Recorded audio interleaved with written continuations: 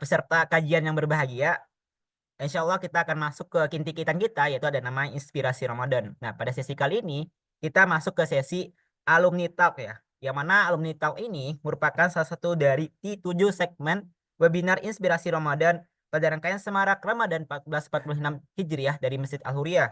Kegiatan ini dirancang ya, untuk meningkatkan literasi para peserta tentang berbagi ilmu pengetahuan, khususnya di bidang career development yang telah dijalani oleh para alumni-alumni berpengalaman IPB. Nah, pada kesempatan kali ini kita akan ditemani salah satu alumni ya, salah satu alumni IPB, yaitu ada Bang Dihkon Nadamis SE ya. Beliau merupakan alumni IPB angkatan 51 ya, CEO dari Clean Sheet Indonesia. Selain CEO, beliau juga seorang penulis. Terus juga sekarang saat ini sedang menempuh S2, lulus dari S2 FEM IPB, Masya Allah. Langsung kita sapa dulu Bang Dihkon. Halo, Assalamualaikum Bang Dihkon. Halo, Waalaikumsalam, Agung. Oke, gimana kabarnya Bang Dihkon? Alhamdulillah sehat. Alhamdulillah. Gimana Ramadan hari ke-9-nya nih? Alhamdulillah lebih fokus ke ibadah ya. Ya bisa membagi waktu lah antara bisnis maupun ibadah. Alhamdulillah lancar. Alhamdulillah. Alhamdulillah. Alhamdulillah. Semoga senantiasa Allah bantu ya Bang ya. Amin, Amin. amin. Oke, pada kesempatan kali ini jemaah para peserta semua, insya Allah Bang Dihkon akan membawakan materi tentang bagaimana membangun bisnis sosial entrepreneur untuk profit dan benefit, Masya Allah. Sebenarnya Bang Dihkon sudah siap untuk memberikan materi pada pagi hari ini? Insya Allah. Udah. Oke, insya Allah. Karena Bang Dihkon sudah siap ya, kita serahkan kepada Bang Dihkon. Kepada Bang Dihkon, kita persilakan. Eh, Oke, makasih banyak Agung. Mohon maaf ini agak serak-serak. Biasa pas puasa juga. Oke, Bismillahirrahmanirrahim. Assalamualaikum warahmatullahi wabarakatuh. Waalaikumsalam warahmatullahi wabarakatuh. Selamat pagi semuanya, Bapak, Ibu, maupun teman-teman ya, adik-adik kelas, adik-adik tingkat di IPB University maupun non IPB University. Terus juga ya alhamdulillah diberi kesempatan hari ini untuk bisa sharing mungkin ya, terus juga mungkin nanti lebih ke apa aja yang bisa saya share, terus juga beberapa hal yang lainnya yang mungkin menjadi pengalaman maupun penyemangat ya untuk adik-adik biar bisa menjalani puasa ini maupun nanti pas waktu kuliah ataupun nanti setelah lulus, jadi biar lebih siap lagi untuk kedepannya. Ini izin sudah kelihatan. Sudah, Bang Dihkon. Nah ya, halo saya Dihkon Adamis, CEO dan founder dari Clean Sheet. Nah ini saya ingin sharing mungkin tentang sesuai temanya ya maupun judulnya membangun bisnis sosial entrepreneur untuk profit dan benefit. Nah ini mungkin bedanya adalah biasanya kan kalau kita mau bermanfaat mungkin membuat yayasan, ya kan? Biasanya atau ikut organisasi-organisasi sosial ataupun hal-hal yang lainnya. Tapi di sisi saya memang lumayan agak berbeda. Saya biasanya dikenal sebagai sociopreneur ataupun santripreneur. Karena saya dari SMA sudah mondok di pondok pesantren, terus juga waktu kuliah saya juga mondok di Al Inayah. Kalau sekarang udah nggak ada ya. Di dekat IPB saya kuliah sambil sambil pondok pesantren. Ya mungkin di Al-Hur juga ada ya. Ada marbot, terus juga ada mabit dan sebagainya. Jadi pesantren-pesantren kilat ataupun apa juga ada di situ. Nah, mungkin tadi sudah diperkenalkan sedikit tentang saya. Nah, ini mungkin gambaran sedikit tentang saya. Saya alumni IPB angkatan 52, jadi agak ketuaan dikit setahun. Terus juga saya sudah S1, S2, jadi sudah selesai dari IPB melalui program fast track percepatan. Saya juga ya kalau dibilangnya di Masjid Al-Huriyah itu apa ya sangat dekat lah dengan saya dan juga sangat berpengaruh juga buat saya. Karena waktu kuliah saya sering buka puasa di Al-Hur, terus juga kalau memang nggak ada uang dan lain sebagainya, mungkin kan kadang sering ya di Al-Huriyah itu banyak berikan makan gratis. Nah, itu saya sering ikutan tuh. Maupun ketika eh, mau istirahat ataupun apa, mungkin saya waktu itu nginep juga di Al-Huriyah, jadi sekaligus mabit ataupun bisa lebih fokus untuk ibadah di Masjid Al-Huriyah. Nah, ini perkenalkan ya saya Dikon. Ini waktu 2015 ya. Mungkin teman-teman juga merasakan yang awal-awal kuliah di IPB datang sendiri mungkin anak rantau.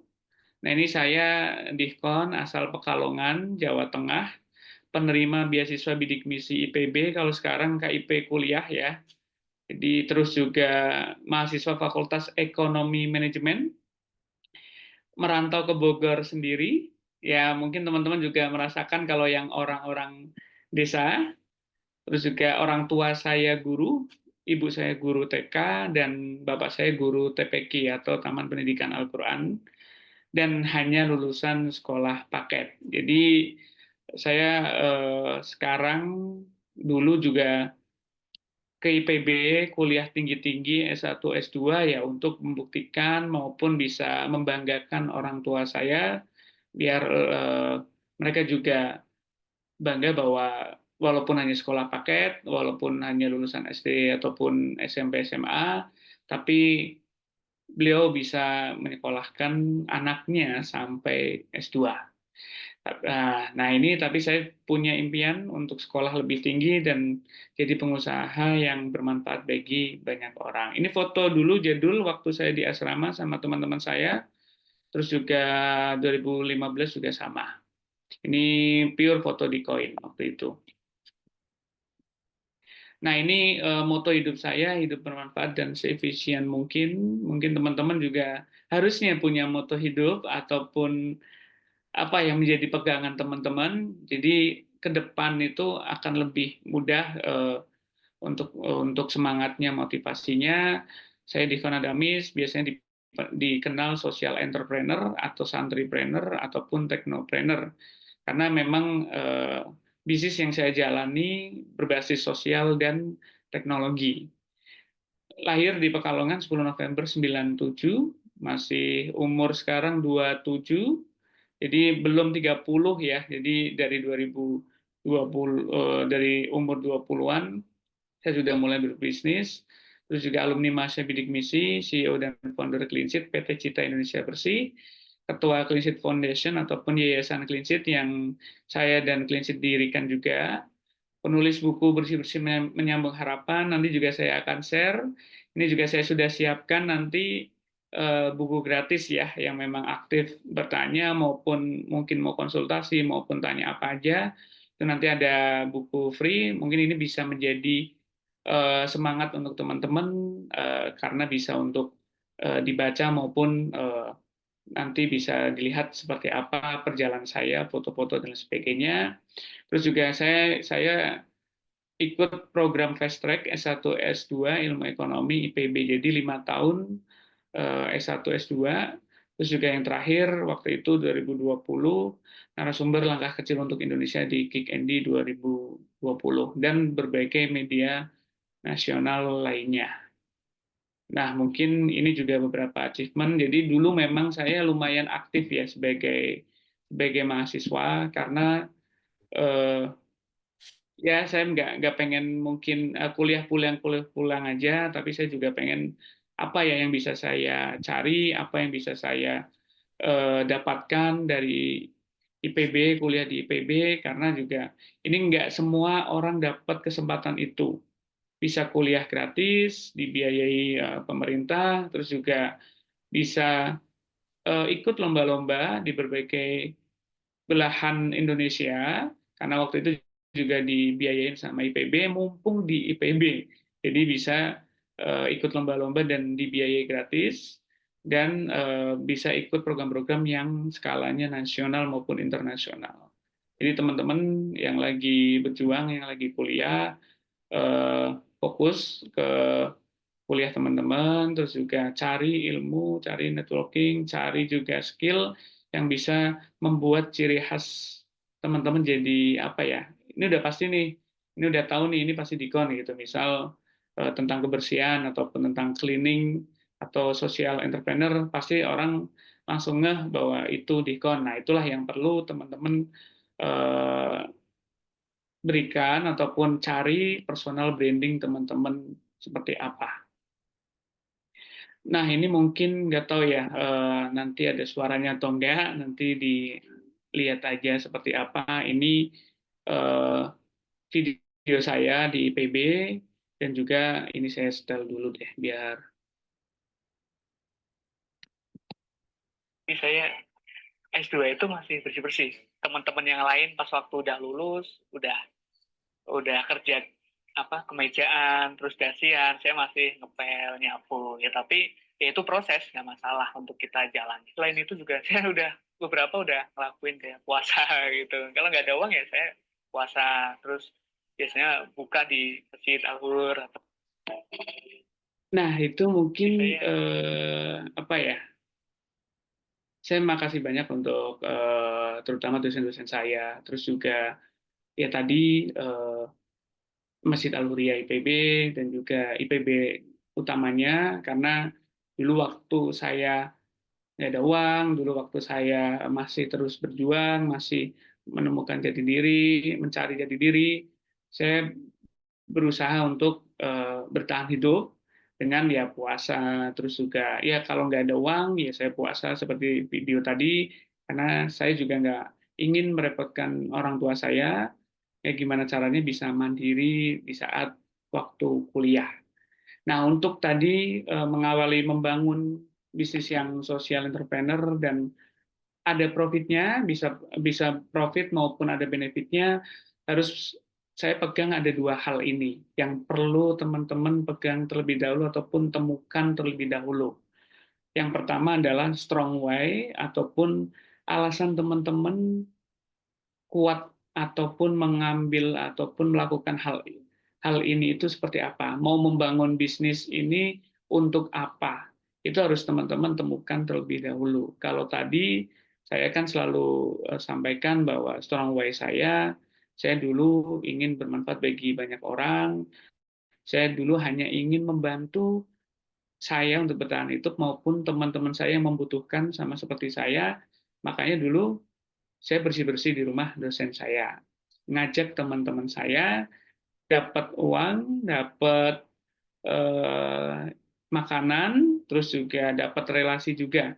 Itu dari situ ternyata membuat saya apa ya, hati saya tergerak, terus juga saya juga suka di sosial, makanya ya inilah strong way saya. Jadi ketika ada masalah ataupun ada rintangan tantangan ke depannya, saya selalu ingat, oh iya, strong way saya ini dan saya harus terus berjuang dan bertahan. Dan yang kedua adalah passion ataupun kesukaan.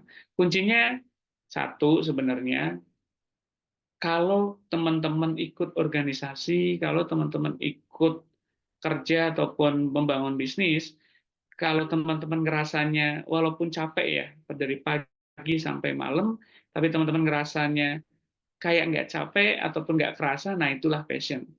Nah, teman-teman harus mencari ini, karena ini akan yang membuat panjang, karena hidup kita itu bukan sprint, tapi maraton. Jadi kita akan panjang step by step, terus dari satu demi satu anak tangga yang kita lalui.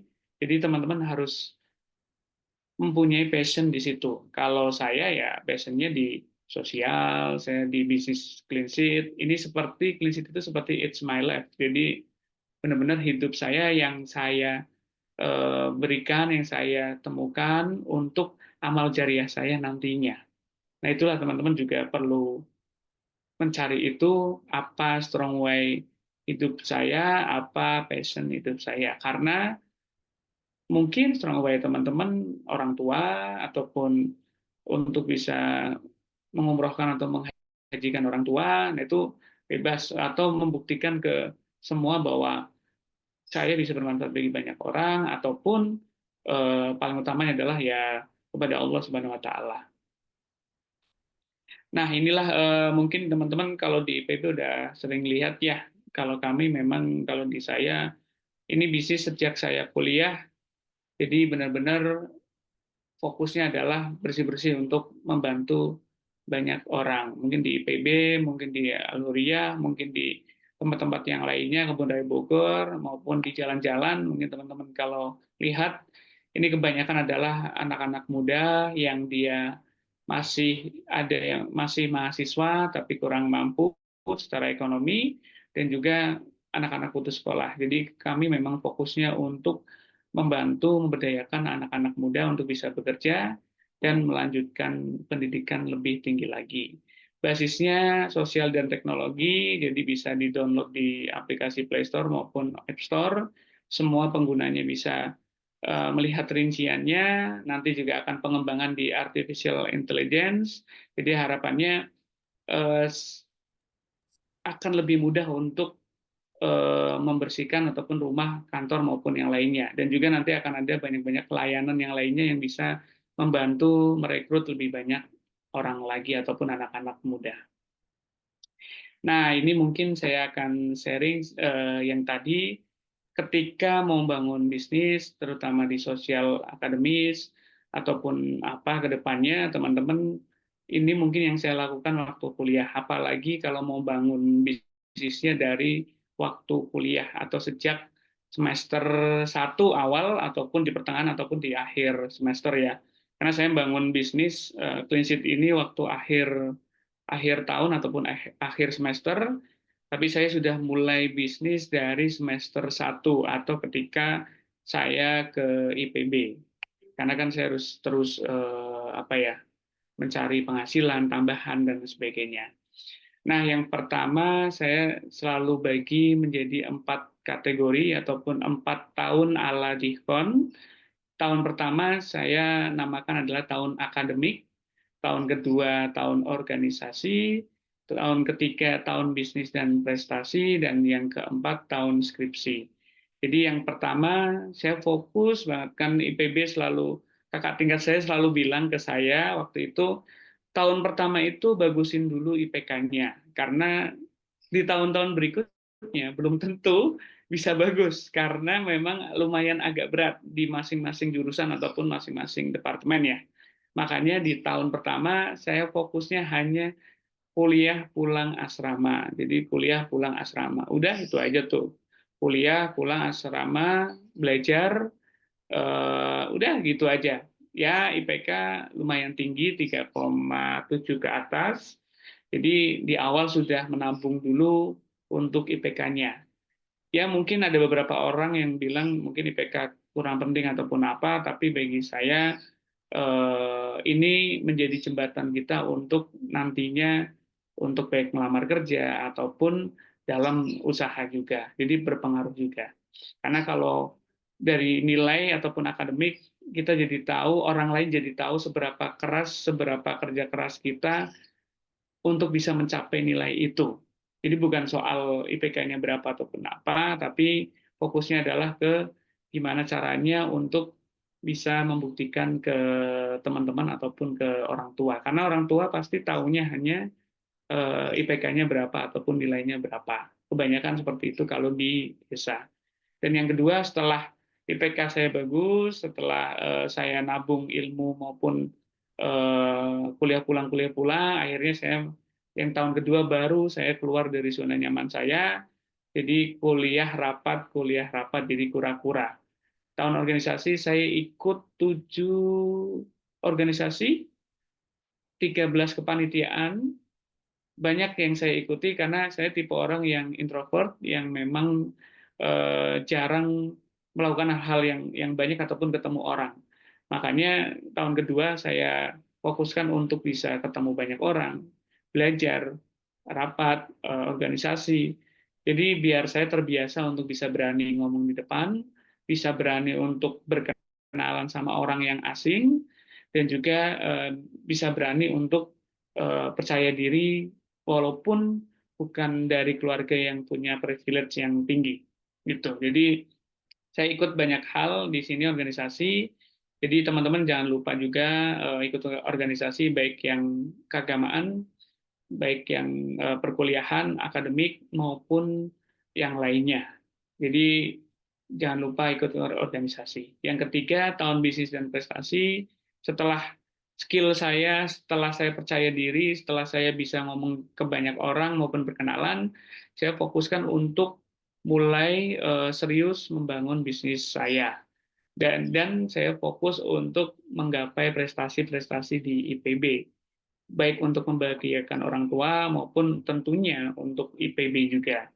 Dimulai bisnis kecil-kecilan dari makanan, minuman, terus juga konveksi dan lain sebagainya. Sampai akhirnya ketemulah Clean. Dan prestasi saya juga ikut lomba debat, terus juga karya tulis ilmiah, bisnis plan, dan perlombaan-perlombaan lainnya baik skala lokal maupun nasional. Inilah yang saya dapat juara-juara tadi yang lumayan hadiahnya untuk modal saya bisnis. Dan kalau teman-teman bicara untuk membangun bisnis, ya paling utama adalah mencari modalnya.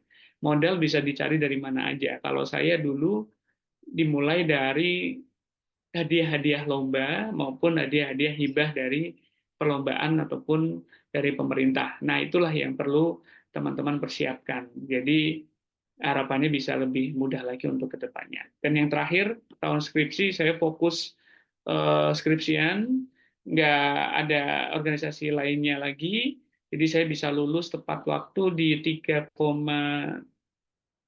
bulan kalau nggak salah.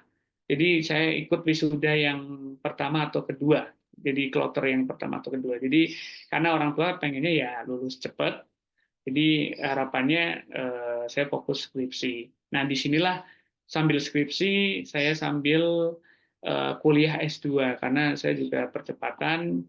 Jadi rapel yang lainnya hanya skripsian aja, teman-teman yang lainnya hanya skripsian, tapi saya ikut masih 24 SKS waktu itu di semester 7, plus skripsian. Tapi alhamdulillah juga saya bisa lulus tepat waktu. Nah, ini yang saya mungkin mau share, amalan-amalan yang dilakukan waktu kuliah. Kalau kita mau membangun bisnis, paling utamanya adalah perbaiki dulu diri kita. Jadi di diri kita apa yang bisa, ibadah spesial apa. Ada mentor saya, Pak Jamil Asya ini selalu menyampaikan, eh, ibadah spesial kamu apa kon gitu. Kalau saya selalu bilang ya clean sheet inilah ibadah spesial saya. Tapi dari situ juga ada amalan-amalan tertentu yang memang saya pegang. Yang paling utama adalah puasa. Karena eh, saya dulu puasa Daud, terus juga sampai sekarang juga Senin Kemis, terus juga puasa-puasa yang lainnya, itu yang membuat mungkin badan saya lebih sehat, terus juga pencernaan dan sebagainya juga lebih teratur, dan saya bisa menjaga emosi saya dan pandangan dan sebagainya. Nah, ini beberapa amalan yang waktu kuliah dulu ya, dan sekarang juga masih tetap saya pegang, ada tahajud, karena ini benar-benar waktu paling dalam ataupun paling tenang yang bisa kita lakukan untuk meminta kemudahan kepada Allah, terus juga sholat duha tiap pagi sebelum mulai kegiatan, sebelum mulai aktivitas, selalu sebelum mulai kuliah dulu selalu sholat duha dulu, terus juga puasa yang tadi saya ceritakan, dan yang terakhir adalah berbagi. Ini yang saya pelajari adalah tadi sebelum membangun bisnis dan sebagainya, ada berbagi ataupun program-program sosial yang saya lakukan. Saya ingat betul, saya dulu nggak ada uang, makanya saya berbagi melalui tenaga. Kalau saya clean sheet dulu, dari awal saya selalu udah mencanangkan, saya bersih-bersih sama teman-teman saya, bersih-bersih masjid, itulah tenaga saya yang bisa saya berikan, berbagi saya yang bisa saya berikan. Terus juga senyum utamanya ini yang paling gratis, yang paling mudah.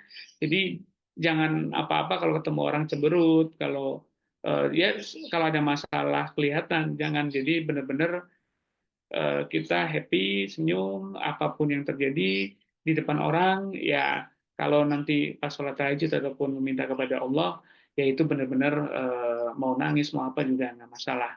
Ini ya, jadi kalau kita nggak ada uang, berbagilah melalui tenaga kita, membantu orang nyebrang, membantu tadi bersih-bersih masjid, membantu teman kita yang lagi kesusahan, itu melalui tenaga. Kalau ada uang ya berbagi, sedekah, infak, dan lain sebagainya. Itu yang bisa teman-teman lakukan. Dan yang terakhir ya tadi, kita harus tetap senyum karena vibes-nya positif dan lingkungan teman-teman jadinya akan lebih senang dengan kehadiran teman-teman, dan relasi teman-teman juga akan sangat senang dengan datangnya teman-teman. Ini ya waktu kuliah dulu saya kegiatannya organisasi kampus dan kerohanian pastinya. Terus juga saya sambil bisnis, saya ikut kompetisi lokal dan nasional, pengabdian masyarakat, dulu ikut di luar kota, dulu ikut ya KKN juga, IGTF, IBB Gusto Field, dulu saya ikut ke Madiun, saya belajar banyak hal di sana dan kesederhanaan. Terus juga saya belajar jalan-jalan, refreshing jangan lupa, karena baik jalan-jalan yang religius ke tempat-tempat Masjid Agung ataupun ke umroh ataupun yang lainnya, tapi juga jangan lupa yang terakhir juga harus kita istirahatnya yang cukup ya. Dulu waktu kuliah ya jujur 2-3 jam saja saya tidur, tapi sekarang karena harus dijaga juga kesehatannya, harus sudah memikirkan itu tidur, terus juga olahraga itu saya perhatikan betul. Nah, tadi WIS ini Clean Sheet Jasa Bersih-Bersih ini memberikan beasiswa juga, kolaborasi juga dengan Masjid Al-Huria, DKM, UPZ, maupun berbagai kolaborasi yang lainnya yang ada untuk memberikan beasiswa terhadap Rangers-nya ataupun cleaner yang ada di Clean Sheet maupun non-Rangers ataupun mahasiswa. Jadi nanti mungkin yang ada yang butuh biaya hidup ataupun pendidikan kuliah atau pelatihan peningkatan skill vokasi bisa daftar aja di Clean Sheet ataupun ke yayasannya Clean Sheet. Mungkin nanti bisa di-cover ataupun bisa dibantu. Ini beberapa program-programnya, tetap masih ini menjadi program utama Clean Sheet dari awal sampai sekarang, mendirikan fokus untuk pembersihan rumah ibadah, fasilitas umum, rumah guru, panti sosial, dan tempat-tempat yang lainnya yang memang membutuhkan. Tahun ini kami targetkan ada 1.000 titik rumah ibadah, fasilitas umum, dan rumah guru ataupun panti sosial maupun rumah-rumah yang membutuhkan. Seperti kemarin kebanjiran, kita juga terjun untuk pembersihan rumah-rumah yang orang tua, lansia yang memang udah kesusahan nggak bisa membersihkan sendiri. Jadi kita bersihkan gratis agar mereka bisa nggak ada penyakit, keluarganya sehat, dan mereka bisa melakukan ibadah dengan baik di bulan Ramadan ini. Dan ini yang lagi program terbaru, ada pesantren Clean Sheet, jadi di Jakarta sudah ada, di tahun ini akan ada di Bogor dan Tangerang Selatan ataupun Tangerang, jadi targetnya 50 santri sambil bekerja di Clean Sheet, sambil ngaji, sambil hafalan, dan tentunya bisa berfokus untuk ikut membersihkan masjid maupun tempat-tempat ibadah yang lainnya. Nah, ini mungkin pengalaman saya ya, membangun bisnis Clean Sheet maupun bisnis ini. Jadi teman-teman,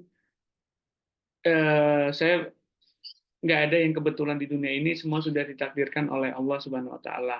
Jadi tugas teman-teman ya berusaha. Saya juga nggak menyangka 2013 waktu SMA, saya ketemu waktu itu Pak Andi Noyadi di Pekalongan, ternyata saya 7 tahun lagi, 7 tahun kemudian saya ketemu lagi sama Pak Andi Noya di Metro TV. Jadi inilah yang teman-teman harus pegang juga, bahwa kode dan kodar itu ada, dan yang perlu teman-teman yakinin ya Allah pasti memberikan kemudahan, Allah pasti memberikan jalannya untuk hamba-hambanya yang sabar, ikhlas, dan mau berusaha untuk semaksimal mungkin.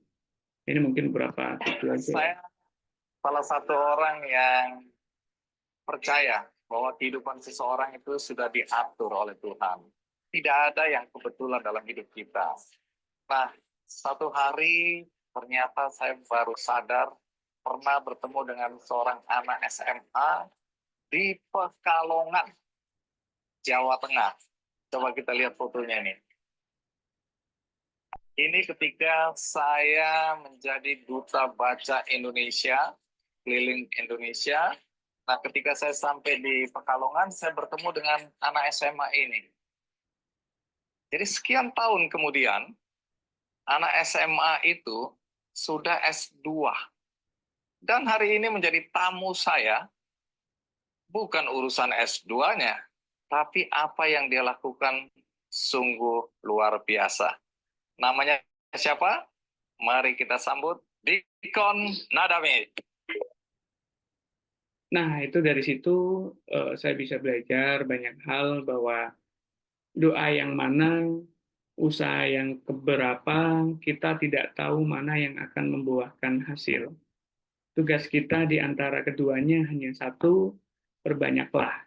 Jadi doa, usaha, teman-teman coba terus aja sampai benar-benar Allah mengabulkan itu. Karena kita nggak tahu kapan itu dikabulkan, mungkin nggak dikabulkan, tapi mungkin ada yang terbaik untuk teman-teman dapatkan selain yang teman-teman impikan.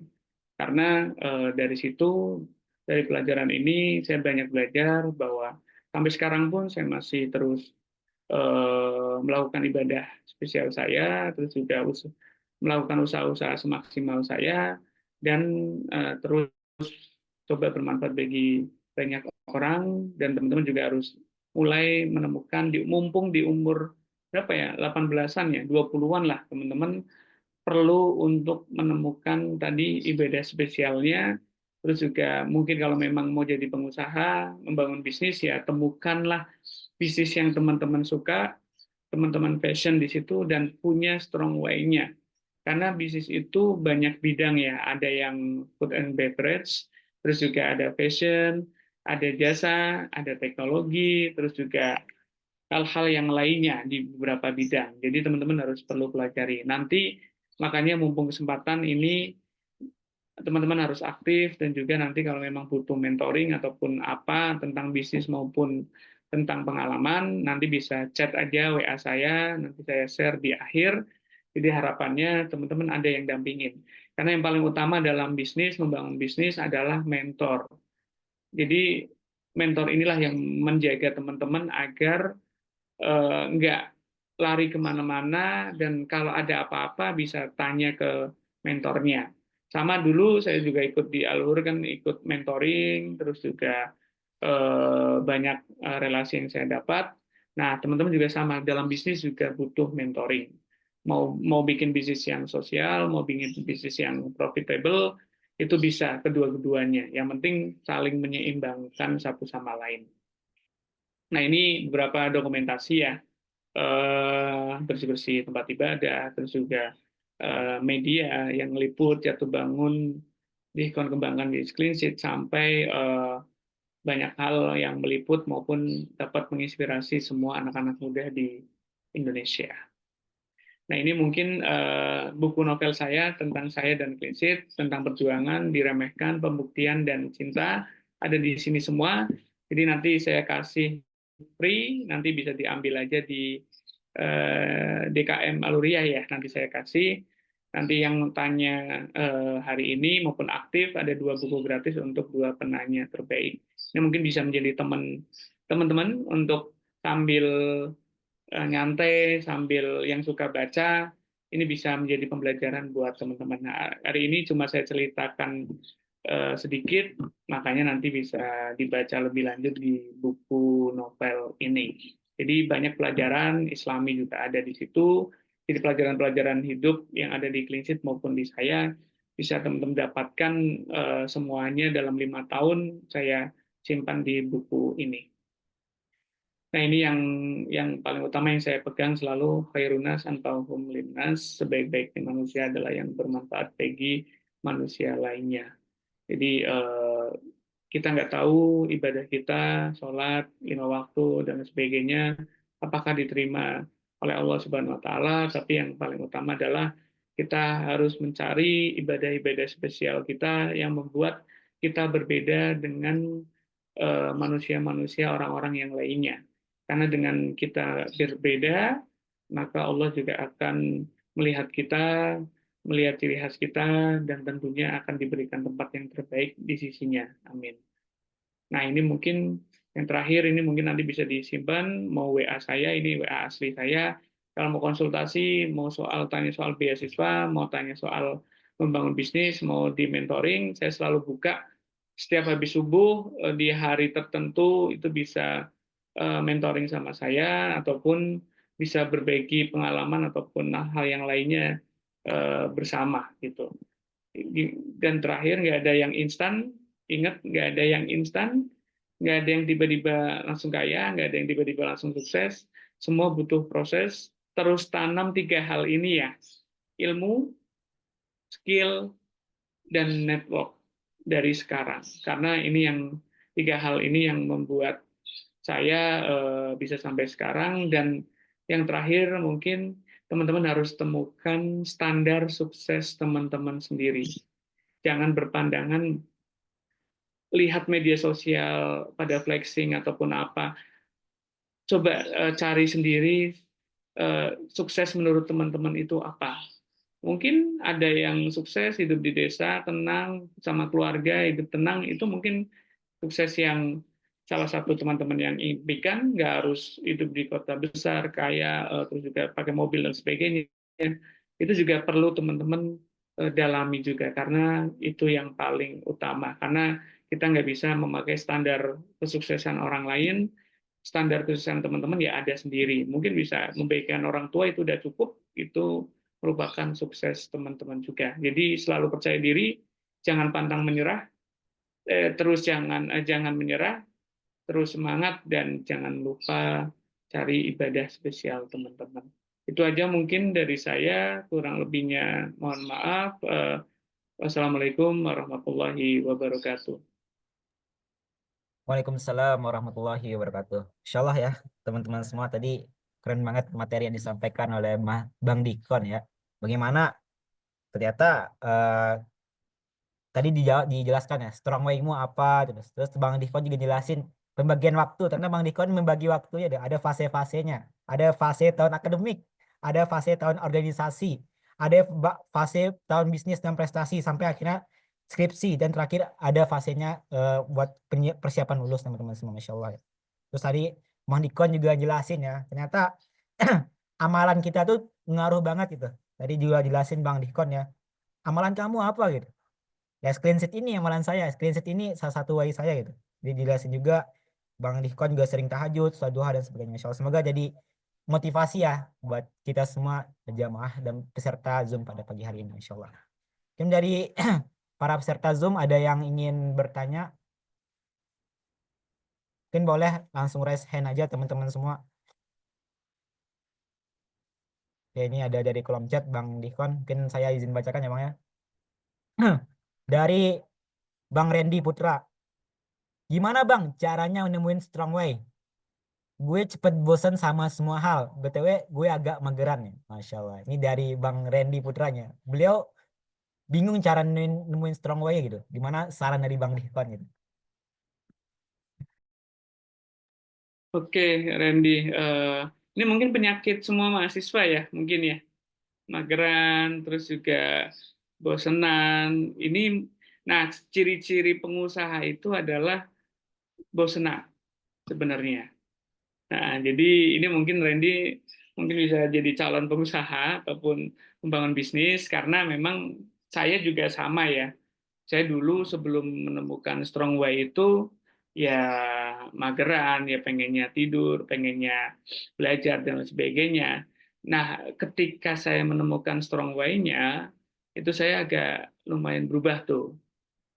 Maksudnya gini, kalau teman-teman, misal gini ya, teman-teman mungkin masih mageran, mungkin masih malas-malasan ataupun apa, karena teman-teman belum menemukan apa yang teman-teman kejar, apa yang impian yang teman-teman bisa kejar juga. Contoh gini, yang tadi saya bilang, saya nggak tahu nanti mau masuk surganya mau masuk surga atau neraka ataupun dalam bentuk apa ya. Karena kalau saya hanya mengandalkan di sholat saya ataupun berbagai amalan-amalan saya, mungkin semua hal orang melakukan hal yang sama ya. Mungkin saya juga masih belum serajin teman-teman mahasiswa ataupun teman-teman yang ada di sini, jamaah yang lebih mungkin lebih rajin dan sebagainya. Makanya saya coba cari apa ya yang membedakan saya dari orang-orang yang lainnya. Nah, clean sheet inilah yang membuat saya it's my life, terus juga mungkin ini menjadi amal jariah saya yang nantinya mungkin bisa berguna ketika menghadap Sang Ilahi ya. Nah, utamanya adalah tadi cara menemukan strong way-nya harus dicoba semua. Jadi harus dicoba dulu satu-satu. Saya jujur dulu karena saya nggak apa ya, saya nggak bisa kerja dari jam 8 sampai jam 4 rutinitas tuh 8 sampai jam 4, makanya oh saya kayaknya nggak bisa jadi PNS deh gitu. Saya udah declare dari awal gitu, dari sejak mahasiswa. Karena saya juga bosenan gitu. Misal melakukan dari pagi sampai sore itu aja. Saya agak bosenan dan jadinya nggak ada inovasi dan sebagainya. Nah yang saya lakukan, saya coba aja dulu satu-satu untuk menemukan strong way saya. Jadi makanya ada 4 tahun ya teman-teman S1 itu waktu kesempatan teman-teman untuk mencari strong way teman-teman. Mungkin nggak ketemu bisa aja 4 tahun itu, mungkin dalam 1 tahun bisa ketemu mungkin saja, atau mungkin 5 tahun 10 tahun kemudian baru ketemu itu juga mungkin saja tergantung dari teman-teman juga. Saya baru ketemu itu sekitar 3 tahun. Jadi setelah saya coba ngelihat dunia luar seperti apa, terus juga ibadah, terus juga ikut organisasi, sampai akhirnya saya ketemu bahwa strong way saya ini ya, sama yang pertama kan tadi ya cobain semua hal-hal yang bisa teman-teman lakukan, jamaah lakukan. Yang kedua adalah eh, tanya wawancara ke beberapa orang-orang yang memang udah duluan dibanding kita. Contoh, saya tanya ke kakak tingkat saya, strong way kakak tingkat apa ya? Mas apa ya? Kakak apa ya? Dia menyampaikan ini. Nah, dari situ saya menemukan sampai akhirnya waktu itu, oh ada yang hampir sama, visi misi hidupnya sama, value-nya sama, dan ternyata strong way-nya hampir sama. Nah, itulah bisa lebih cepat tuh ketika kita tanya ataupun konsultasi ke beberapa kakak tingkat kita maupun orang tua ataupun orang-orang yang lebih berpengalaman. Yang ketiga, bisa dari teman-teman baca buku ataupun nonton podcast. Kalau saya tipe orangnya lebih ke visual. Jadi saya lihat podcast ataupun lihat video-video di YouTube ataupun orang-orang yang menginspirasi. Nah, disitulah saya ketemu strong way-nya juga. Itulah 3 hal yang bisa teman-teman lakukan. Ada tadi coba aja semuanya kegiatan sampai akhirnya teman-teman menemukan kok saya dari pagi sampai malam ya. Kan kita sering ya waktu mahasiswa ya, kuliah udah dari pagi sampai sore. Untungnya saya FEM atau ilmu ekonomi, jadi pengangguran ya. Banyak waktu nganggurnya. Saya nggak membayangkan teman-teman saya yang seasrama dulu itu kayak TIN, terus juga kehutanan, ataupun kimia, ataupun yang lainnya.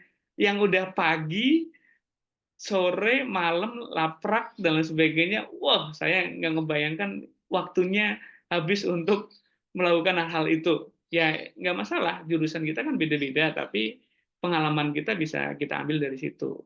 Itu sih mungkin ya. Jadi, yang FEMA, bersyukurlah, karena teman-teman punya banyak waktu untuk bisa mencari hal-hal yang lainnya. Jurusan-jurusan yang memang kayak TIN, Paperta, dan sebagainya juga bersyukurlah karena teman-teman banyak keluar, ada laporan praktikum, ada praktek. Kalau FEM kan ya harus praktek sendiri, ya kan? Ekonomi manajemen harus praktek sendiri. Makanya ya ambil kesempatan itu untuk teman-teman bisa mencari, mencoba banyak hal, dan yang pokoknya sampai menemukan gini, udah kerja dari pagi sampai malam atau kuliah dari pagi sampai malam, tapi teman-teman nggak kerasa badan udah capek kayak gitu, tapi teman-teman nggak ngerasanya seneng aja. Nah itulah teman-teman udah menemukan passion teman-teman maupun strong way teman-teman. Jadi kalau passion sama Strong Way ini bergabung, itu dampaknya luar biasa. Mau sampai malam kayak, mau sampai nggak ada waktu dan sebagainya, tapi teman-teman happy, dan itu merupakan ibadah yang sangat-sangat menyenangkan buat kita. Itu mungkin Randy ya. Jadi 3 hal tadi yang bisa Randy temukan. Saya nggak bisa menjamin 1 tahun bisa ketemu, saya nggak bisa menjamin. 3 tahun bisa ketemu, nggak bisa menjamin. Itu tergantung teman-teman sendiri juga. Lakukan 3 hal tadi, cobain semua. Yang kedua, wawancara aja, konsultasi ke beberapa kakak tingkat ataupun orang tua maupun relasi yang bisa teman-teman tanya, ataupun ustadz, dosen, ya kan, yang lebih dulu. Yang ketiga, nonton video, baca buku yang menginspirasi ataupun sosok-sosok inspirasi yang lainnya yang bisa teman-teman pelajari. Itu aja mungkin Randy, Agung, makasih. Syukron Mas Dihkon ya atas jawabannya. Ini ada pertanyaan kedua, Mas Bang Dihkon ya. Dari Mas Tubagus Ahmad, Bang Tubagus Ahmad. Saya izin membacakan ya Bang. Assalamualaikum Mas Dihkon, saya Tubagus asal Bogor. Mohon izin untuk bertanya. Mas Dihkon tadi menyampaikan bahwa Mas Dihkon itu adalah introvert. Dalam perjalanan tersebut pasti sangat menguras tenaga karena di awal tipikal orangnya adalah introvert. Bagaimana trik Mas Dihkon selain amalan ibadah yang Mas Dihkon lakukan untuk menjaga stabilitas keistiqomahan Mas Dihkon dalam mengejar impian Mas Dihkon gitu. Gitu. Nah, oke, makasih. Siapa tuh, bagus ya. Nah, ini mungkin sampai sekarang saya masih introvert. Saya terpaksa aja ekstrovert. Saya terpaksa. Apa ya? Saya itu tipe orang yang setelah seharian ketemu orang, saya malamnya itu ataupun pas ketika sampai rumah saya diem aja tuh. Saya ngumpulin tenaga dulu, ngumpulin energi lagi karena capek banget. Orang yang biasanya pendiam, orang yang introvert, itu jangan salah juga ya bahwa introvert nggak bisa ketemu orang, nggak bisa berbagi relasi ataupun ketemu banyak orang, nggak juga. Karena terpaksa saya bisa melakukan hal itu. Makanya teman-teman jangan, atau jamaah semuanya, keluarlah dari zona nyaman teman-teman. Jangan di situ-situ aja. Kalau teman-teman nyaman ya akan tadi malas-malasan, akan mageran. Keluarlah dari zona nyaman itu. Jadi biar teman-teman juga merasakan ada hal baru yang bisa dipelajari, ada semangat baru, inovasi baru yang teman-teman bisa ambil untuk bisa ke depannya. Memang menguras pikiran, menguras tenaga banget ketika dulu organisasi aja saya lumayan capek karena udah kuliah juga saya tipe orangnya saya duduk paling belakang ataupun tengah biasanya, nggak pernah duduk paling depan karena pasti kalau di depan pasti ditanyain dosen. Tapi ternyata di belakang juga sama ditanyain dosen karena paling bandel ya kalau dulu. Nah, jadi kuliah saya juga nggak bener-bener amat, tapi mungkin jangan ditiru. Tapi setidaknya saya kalau kuliah saya duduk paling belakang ataupun paling tengah. Tapi kalau ujian saya duduk paling depan. Coba, saya pengen tahu kenapa ya. Coba nanti saya jawab juga yang mengenai itu. Kenapa saya kalau kuliah duduk paling belakang, dan kenapa kalau ujian saya duduk paling depan. Itu saya pegang dari semester 1 sampai lulus S2. Masih saya lakukan. Tapi kalau dipanggil dosen suruh duduk di depan, ya saya pasti duduk di depan. Tapi jarang lah soal itu.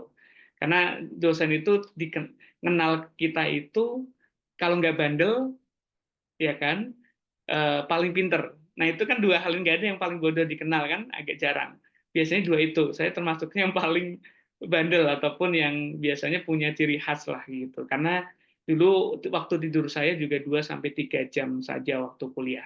Jadi saya manfaatkan betul ruang kuliah untuk kadang tidur sejenak ataupun melakukan hal-hal yang mencharge energi saya. Nah, trik saya selain amal ibadah yang saya lakukan, untuk menjaga stabilitas keistiqomahan Mas Dikon dalam mengejar impian Mas Dikon. Nah, memang tadi ibadah-ibadah, amalan ibadah tadi, triknya adalah yang paling utama, teman-teman juga harus menemukan ibadah spesial teman-teman tadi dengan mencoba semua. Nggak harus dipaksakan melakukan semua hal ya. Maksudnya kayak tadi tahajud, duha dan sebagainya. Ada satu ibadah aja yang memang teman-teman pegang, sholat 5 waktu tepat waktu misal, ataupun tahajud, ataupun puasa, itu teman-teman pegang aja. Karena dari situ kita jadi bisa istiqomah, kita bisa menjaga stabilitas tadi sama mengejar impian saya juga. Triknya memang tadi apa ya, dari introvert ke setengah introvert sama ekstra ekstrovert, ya harus teman-teman harus kenalin diri teman-teman dulu. Teman-teman itu tipe orangnya introvert kah, ekstrovert kah, ataupun pemalu kah, ataupun bisa ngomong di depan kah, itu teman-teman harus kenali diri teman-teman dulu sebelum mengenali diri orang lain. Karena ini penting agar teman-teman tahu ketika lagi capek teman-teman harus kemana, ketika udah sepi ataupun sendirian, bingung, pusing, teman-teman harus ngapain, ya kan? Kalau saya kalau udah pusing ya udah tidur gitu. Itu aja. Jadi ada trik-trik yang tadi tips and trick yang memang bisa teman-teman lakukan. Introvert nggak apa-apa, nggak masalah. Itu hal yang wajar. Tapi bisa kok dari introvert ke ekstrovert, itu bisa. Tapi memang effortnya jauh-jauh luar biasa kerja kerasnya. Karena benar-benar capek banget gitu. Saya merasakan betul dulu sampai sekarang ya. Jadi itu mungkin tuh bagus ya. Jadi eh, jangan berpatah semangat teman-teman introvert. Malah itu menjadi kesempatan teman-teman untuk bisa perbanyak waktu sendiri ya. Karena kalau waktu sendiri saya, ya tadi buku, dengerin podcast, nonton YouTube, ataupun pengajian, ataupun yang lainnya yang bisa mencharge istiqomah dalam ibadah maupun mengejar impian saya lagi. Itu aja mungkin dari saya, Agung. Oke, Masya Allah ya, syukron Mas Bang Dikon atas jawabannya. Benar teman-teman semua, paksain ya. Masya Allah. Kalau pengen introvert, ya nggak introvert, paksain ekstrovert gitu. Oke, ada berikutnya, ada pertanyaan ketiga nih Bang Dikon dari Kak Heni Nur Aini. Dah. Izin membacakan ya Bang ya. Masya Allah, tabarakallah, hebat sekali pencapaiannya. Semoga makin sukses ya, bisa menciptakan lapangan kerja lebih luas lagi. Amin ya rabbal alamin. Pertanyaannya, apa yang disampaikan oleh orang tua atau kata-kata apa yang selalu diingat dari orang tua ketika pertama kali Bang Dikon mau kuliah ke Bogor gitu? Nah, ini apa ya? Orang tua saya selalu bilang gini, ranking 1 ya gitu. Biasanya gitu. Jadi pandangannya itu karena saya dari SD, SMP, SMA itu saya termasuknya peringkat atas ya, peringkat atas di setiap sekolah. Makanya kan saya dapat beasiswa dari SMP sampai kuliah free. Jadi makanya itu meringankan beban saya. Tapi yang paling utama adalah yang saya pegang kata-katanya, selain tadi harus ranking 1, harus jadi yang terbaik, tapi ada yang paling utama adalah jaga ibadah kamu. Itu. Kan walaupun apa ya, suksesan dan sebagainya nggak usah dipikirin. Kamu yang penting ibadahnya dijaga, sholatnya dijaga. Yang kedua, jujur ya. Jadi anak yang jujur, terus juga humble, rendah hati, jangan sombong. Dan yang terakhir, ya jangan lupa ingat orang tua. Itu yang utama. Makanya setiap hari pasti orang tua saya nelpon sampai sekarang. Orang tua saya pasti nelpon. Mau saya sekarang udah nikah, sudah ada keluarga, pasti setiap hari nelpon. Ataupun saya yang nelpon. Itu yang selalu saya pegang kata-kata sampai sekarang. Jadi jangan lupa dipegang ibadahnya, karena ya tadi dunia ini juga sementara, dan tolong doakan Bapak Ibu. Karena mungkin dengan saya ataupun apa, orang tua saya bisa ke tempat yang lebih baik, ataupun nanti diterima di sisi Allah gitu. Jadi yang bisa menolong anak ya orang tua, yang bisa menolong orang tua ya anak juga yang berkontribusi. Jadi teman-teman juga harus benar-benar apa ya, itu kata-kata yang saya pegang sampai sekarang dan saya ingat dan saya tulis di buku saya juga maupun di kamar saya, di pintu saya. Jadi ketika bangun saya selalu ingat kata-kata itu. Itu aja mungkin dari Henny ya. Henny. Masih Bang Dikon ya atas jawabannya. Oke, berikutnya Bang ada pertanyaan lagi dari Bu Elvi Anis Saati. Izin bacakan pertanyaannya Bang. Assalamualaikum. Maaf belum dengar cerita hal trik pranikah. Masya Allah. Untuk membangun keluarga harmonis dan kuat dan serta bermanfaat. Apa memang belum berkeluarga?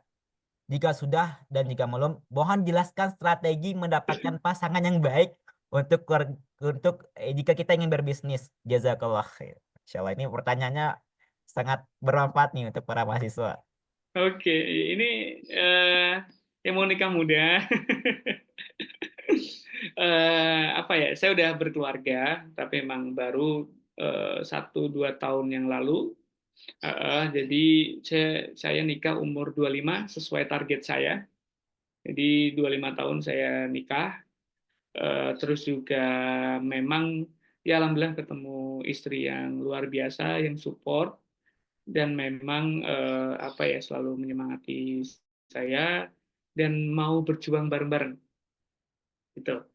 Nah, trik maupun tipsnya ya saya juga masih belajar ya karena saya juga baru. Kalau saya udah nikah 10 tahun 20 tahun mungkin saya bisa bilang yang banyak hal gitu, tapi karena saya masih baru, tapi saya hanya bisa sharing tentang tadi cari pasangan yang benar-benar sekufu ya. Paham nggak sekufu itu apa? Ya tadi apa namanya, cari yang setara.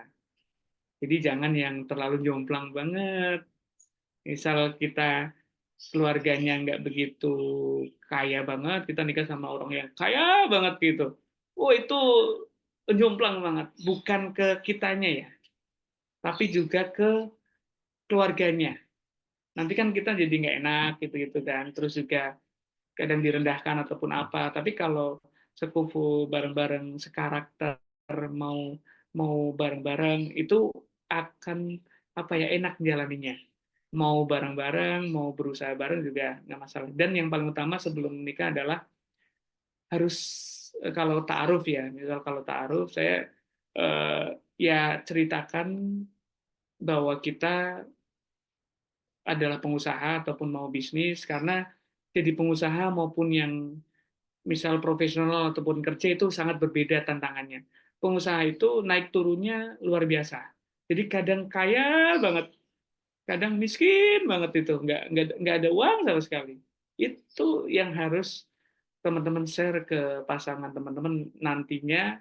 Jadi sebelum nikah ya harus share itu juga, ataupun ke taruh teman-teman ataupun apa. Jadi biar tahu kalau nanti jeleknya gimana ya harus tahu gitu. Karena biar eh, nggak ekspektasinya nggak terlalu tinggi. Di awal saya selalu bilang saya bukan siapa-siapa, ya saya hanya sederhana aja walaupun eh, pernah masuk TV ataupun apa, tapi jangan lihat itunya ya. Jadi jelek-jeleknya aja saya sampaikan semua.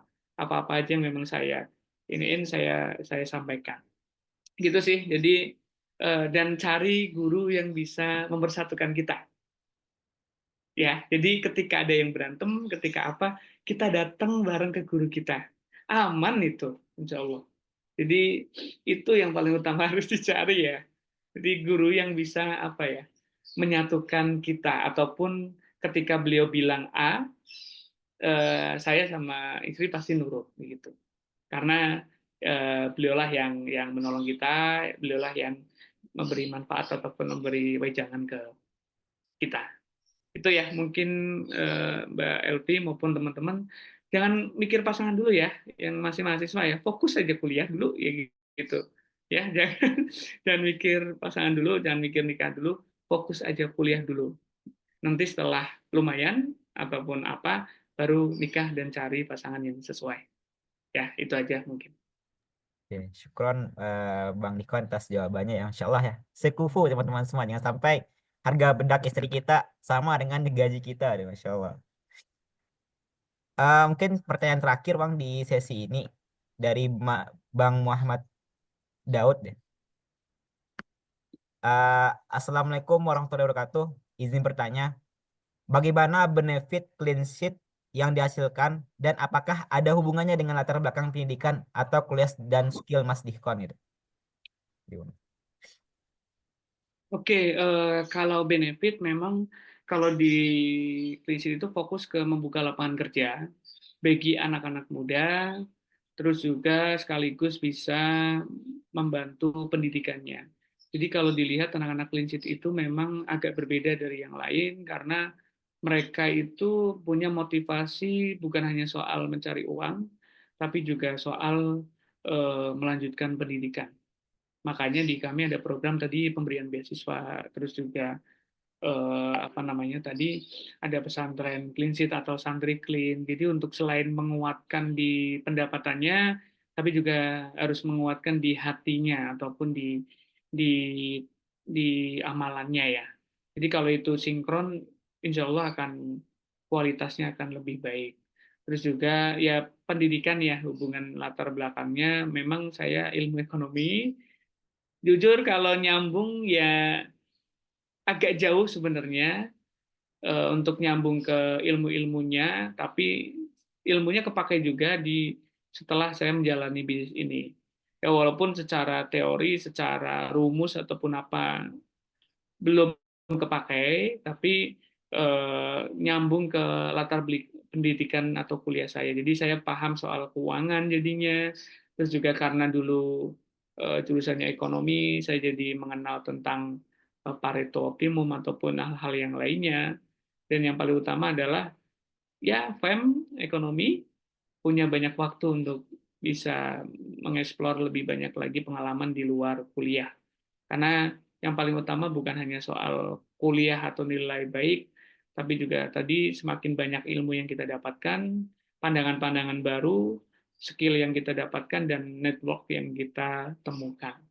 Jadi itu mungkin benefitnya kita selalu report setiap bulan manfaat clean sheet seperti apa, baik ke pelanggan maupun ke donatur maupun ke halayak ramai agar tetap bisa dipantau maupun hal-hal yang lainnya mungkin ada masukan saran ataupun ide-ide program baru bisa kita jalankan ke depannya. Itu mungkin Agung, tadi ada yang raise hand juga kayaknya. Kalau memang masih ada satu lagi mungkin, Agung. Itu aja mungkin. Makasih, Daud ya. Ya, makasih banyak Mbak Elvi. Saya 52 ya, jadi makasih banyak untuk pertanyaannya. Oke, Itu ada syukron. yang raise hand, satu lagi. Oke, boleh mungkin terakhir dari ISCE 28 Muhammad Ihsan Al Husain. Silakan kepada Mas Ihsan untuk bertanya. Baik, sebelumnya Afwan ya, karena terakhiran ini. Bismillah, Assalamualaikum warahmatullahi wabarakatuh. Izin masuk Mas Dihkon dan juga MC.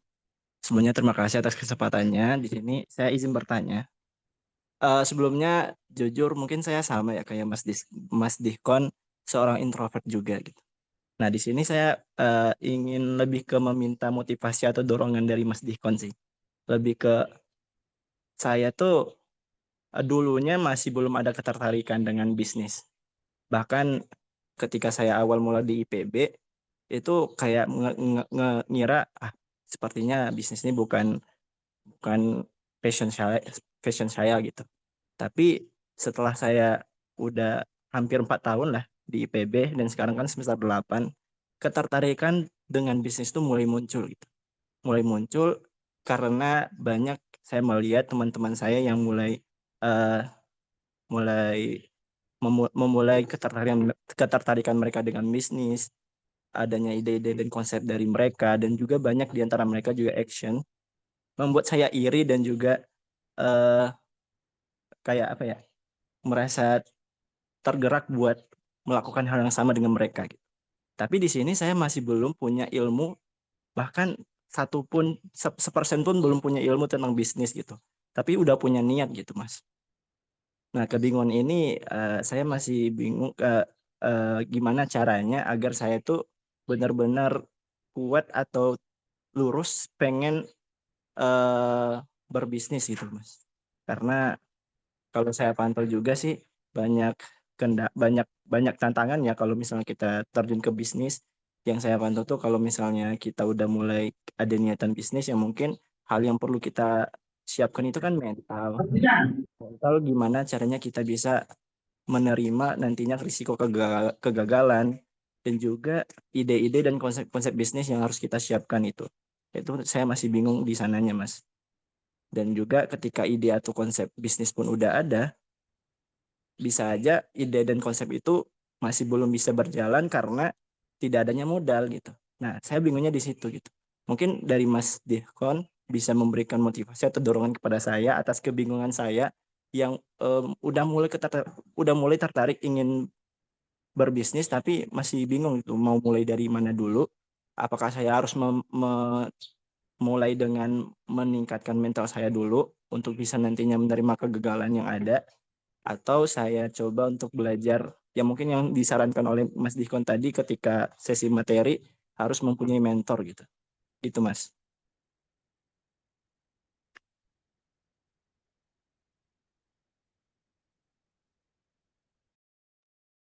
Siap, makasih Sen ya tadi ya. Yang paling awal adalah yang ya sama semuanya hampir kayaknya introvert gitu kan.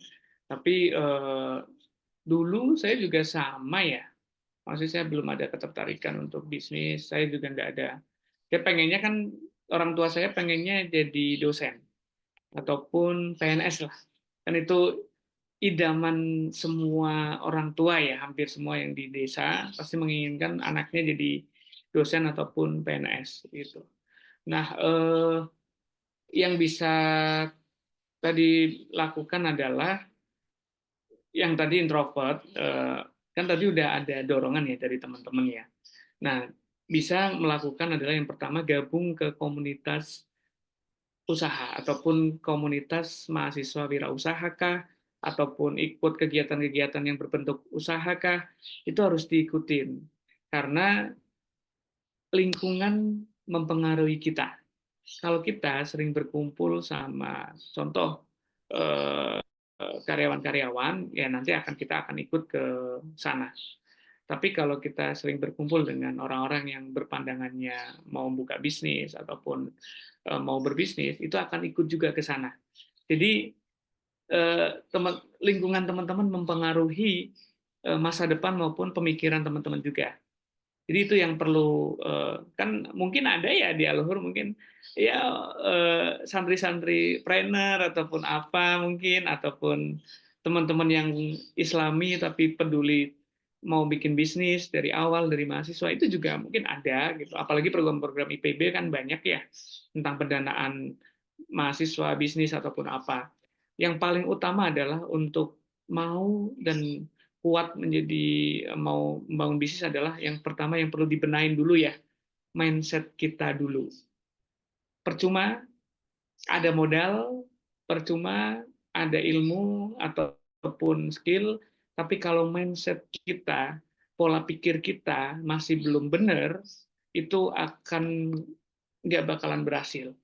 Jadi mindset ini maksud saya adalah mindset wirausaha ataupun pengusaha itu ya tadi pekerja keras, pantang menyerah, terus juga mau belajar, terus juga kalau ada omongan-omongan ya nggak usah didengerin gitu kan. Terus juga pola pikirnya ya bisnis itu ya pasti gagal, jadi harus mencoba beberapa kali, itu kan menguatkan mental ya. Terus juga mindset-mindset yang lainnya seperti eh, kayak ya tadi pantang menyerah, ya harus semangat, harus inovasi, harus terus belajar, cari hal-hal baru, itu kan mindset-mindset yang memang pola pikir yang ada di pengusaha. Dan jangan kira jadi pengusaha itu lebih santai, jangan kira seperti itu. Jadi pengusaha itu malah lebih sibuk, malah lebih apa ya, malah lebih capek, tapi kalau tadi, kalau strong way sama passionnya ada, akan lebih tenang. Saya jujur sekarang ya mengatur waktu saya lebih mudah. Mau berangkat siang, mau berangkat nggak berangkat atau WFH juga bisa gitu kan. Ya karena udah berjalan seperti biasa. Tapi yang untuk awal-awal itu benar-benar harus bahkan 24 jam. Bahkan mungkin lebih dari itu, 10 jam lebih untuk ngurusin bisnis saja. Bahkan ketika istirahat pun masih mikirin bisnis. Itu harus terbiasa seperti itu. Kayak tadi kan bilang bahwa kalau sudah ada ide, nanti gimana ya modalnya. Nah, itu berarti mindset-nya masih belum benar. Kalau mindset seorang wirausaha, bukan soal modal, bukan soal ide, tapi soal mencoba dulu. Mencoba dulu untuk jualan, nggak gengsi. Bayangin ya, saya mahasiswa satu-satunya dulu waktu zaman saya yang membuka jasa kebersihan, yang bersih-bersih rumah dosen. Itu gengsinya seperti apa coba? Kalau mindset saya bukan pengusaha ataupun bisnis ataupun nggak terpaksa, ya saya akan ya udah mau gimana, nggak saya akan terusin kayak gitu. Jadi mindset tadi yang utama ya yang harus dipegang. Dan ada satu hal lagi yang saya perlu sampaikan, mau jadi pengusaha itu ada dua cara. Ada dua hal yang bisa teman-teman lakukan. Kalau saya kan dari kuliah langsung jadi pengusaha, ya kan? Ada teman-teman yang kerja dulu, baru usaha. Nah, ini hal yang berbeda. Kalau bisa malah kerja dulu, baru jadi pengusaha. Karena apa? Kalau sama seperti saya nih ya, dari kuliah, saya kuliah, habis itu langsung jadi usaha, ataupun memimpin langsung, itu tuh kayak apa ya, saya nggak ada figur untuk saya di bawah dulu. Jadi harusnya kan sebelum kita memimpin, kita harus dipimpin sama orang lain dulu.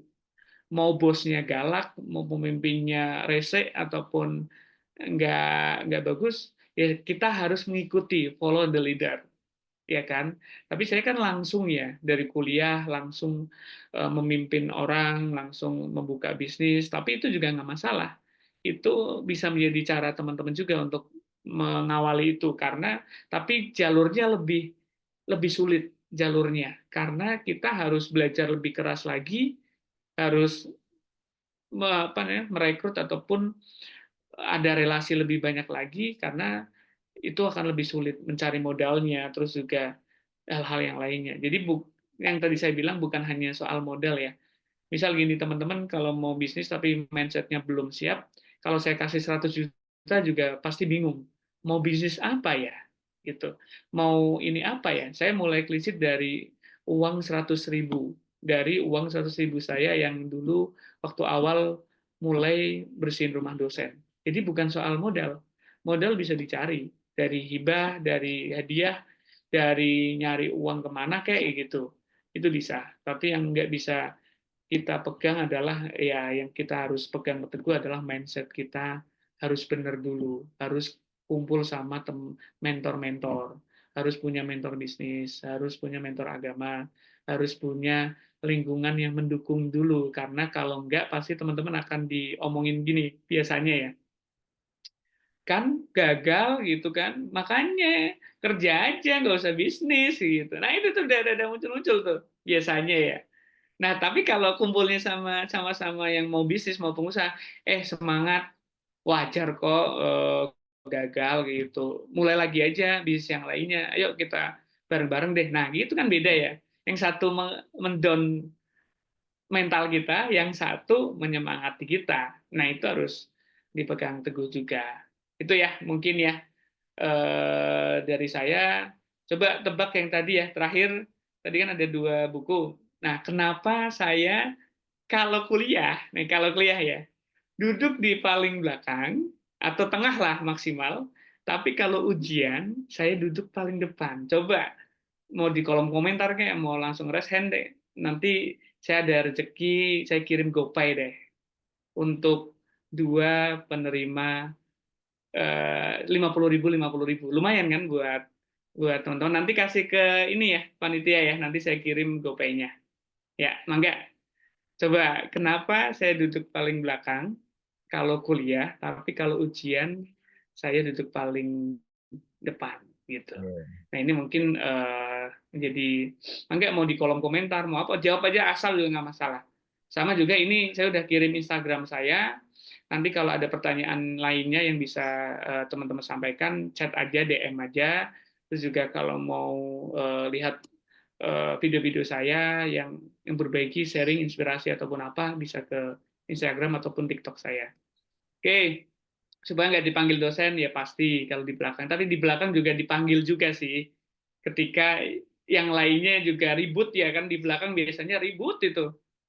Terus duduk depan pas ujian biar jujur nggak tergoda nyontek ke teman supaya nggak dicontekin teman. Oke.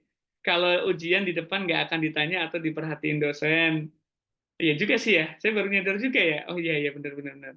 Ujian di depan tuh lebih fokus karena di depan nggak ada orang lagi. Iya juga, benar. Di depan kurang dicurigai dosen, duduk belakang biar fokus. Kadang introvert satu lebih fokus di belakang seperti saya. Oh iya benar ya, Ihsan ya sama. Kalau pas kuliah takut ditanya dosen. Oke, jawaban yang paling mendekati adalah eh, yang pertama, Ihsan, duduk depan pas ujian biar jujur nggak tergoda nyontek ke teman. Ini yang saya lakukan dari awal semester 1 sampai lulus. Kenapa? Saya mencari keberkahan. Pernah dengar nggak kayak gini nih, cerita-cerita kayak gini? Itu kok orangnya biasa-biasa aja, bodoh, tapi kok sukses ya? Pernah nggak dengar kayak gitu? Pernah Mas, Ini kok pernah. yang IPK 4, yang sering pinter, dosen, dan sebagainya, tapi kok biasa aja karirnya. Pernah kan dengar kayak gitu kan? Bukan soal masalah pinter, bukan soal masalah bodoh ataupun apa, tapi soal keberkahannya. Jadi itu yang teman-teman pegang. Kan kita nggak tahu ya, tiba-tiba ada rezeki yang datang, tiba-tiba diundang Kick Andy, tiba-tiba di apa masuk ke hal-hal yang lainnya. Itu kan nggak ada yang tahu. Kalau bukan karena berkah, itu nggak bakalan dapat gitu karena nggak masuk akal. 2013 ketemu di Pekalongan bukan siapa-siapa, 2020 ketemu lagi di Jakarta itu nggak masuk akal, mustahil gitu dengan ribuan jutaan anak muda mahasiswa yang ada di Indonesia itu nggak masuk akal. Tapi ya tadi takdir ada dan pegang terus keberkahannya ya. Jadi jujur itu nomor satu, integritas harus dijaga.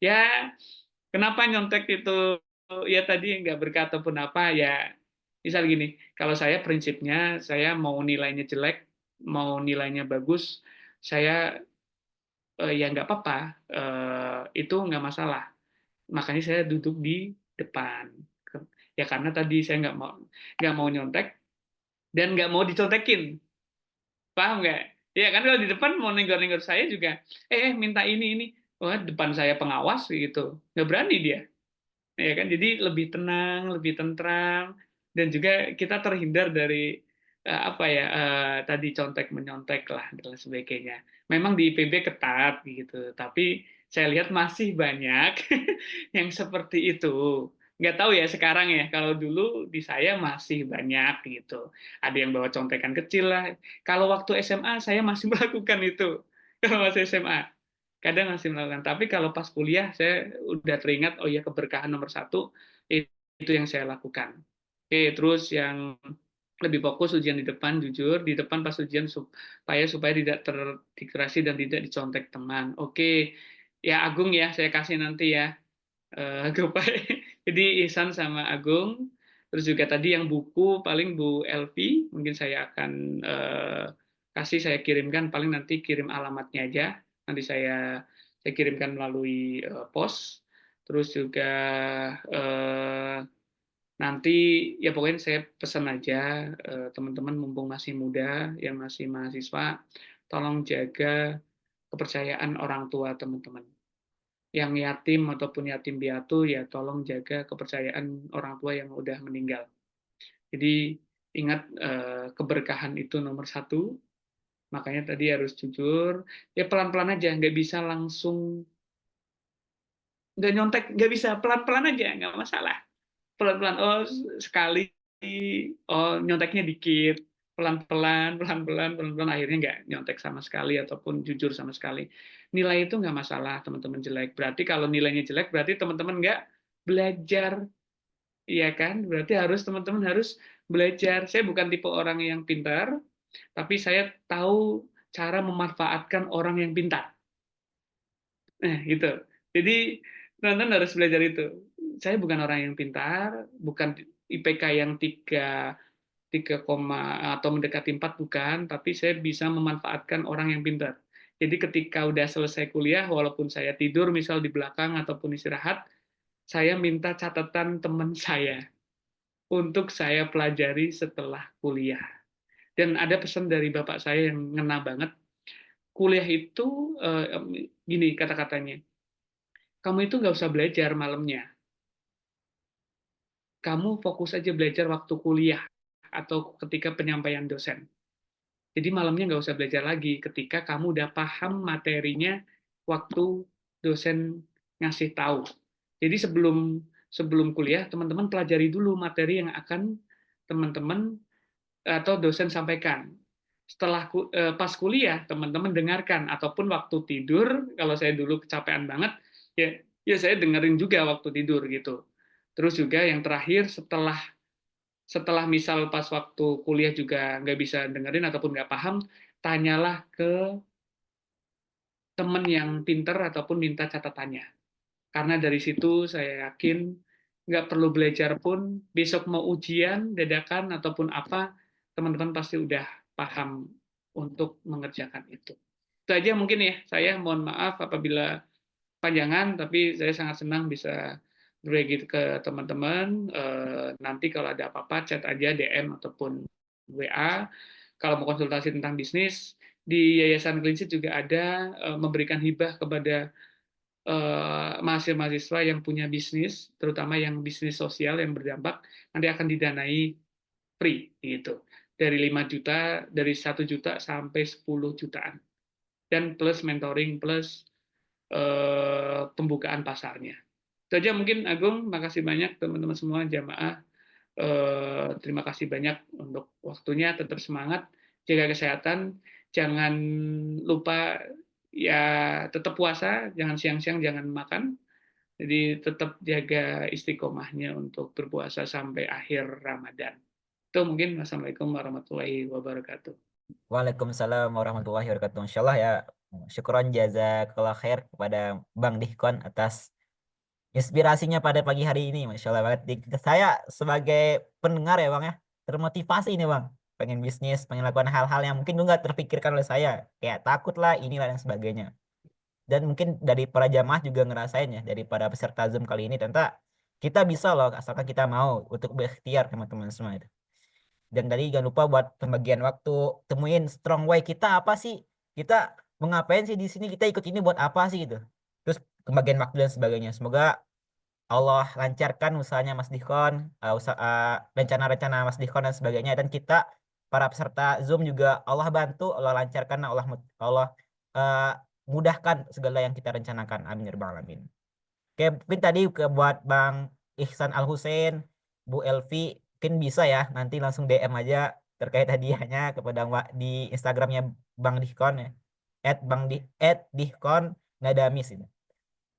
Oke, mungkin boleh berikutnya kita akan ada sesi penyerahan sertifikat nih Bang kepada Mas Operator, boleh ditampilkan Bang Faza. Oh iya, nanti yang Bu Elvi buku aja ya. Iya. Soalnya kan Bu Elvi udah ya, kayaknya GoPay nggak perlu lagi. Saya saya pilih yang mahasiswa. Tadi Agung kan satu ya GoPay ya. Satu lagi yang siapa? Ihsan ya. Sama Ihsan aja. Nanti yang buku pilihin aja ya. Nanti Agung ya. Siapa aja yang dapat. Ya, siap Bang Dihkon. Oke, ini ini untuk sertifikat kita ya pada pagi hari ini pada Bang Dikon. Mungkin boleh Mas Operator untuk difoto.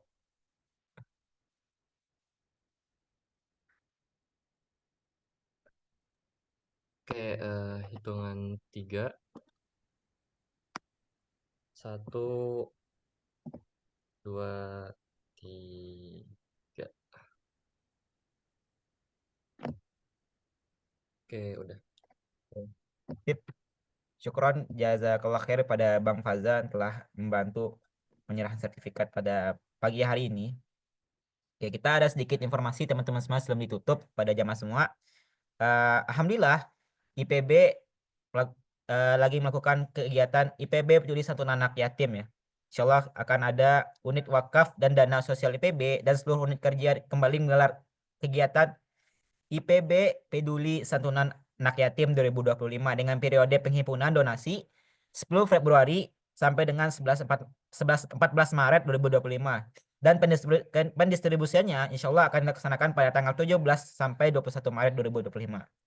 Ya, nanti boleh pada para jamaah, para peserta Zoom ya untuk menyalurkan donasinya di Bank BSI atas nama Dana Sosial IPB dengan nomor rekening 800 500 1137.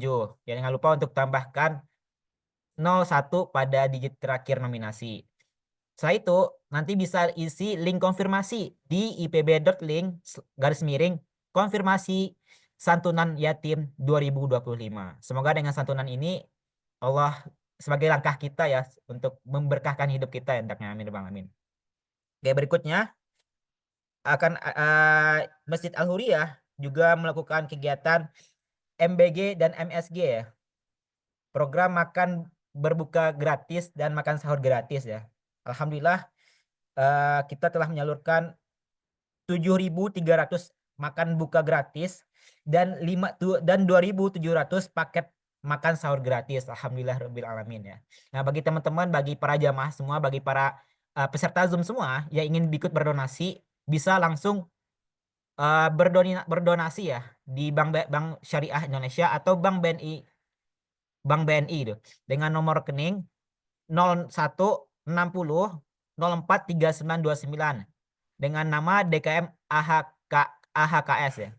Dan untuk Bank BNI dengan nomor rekening 3888650 dengan nama DKM Al-Huriyah ya. Jangan lupa nanti bisa menghubungi narahubung yang tertera ya, itu dengan nomor 0877 30 30 4000. Oke.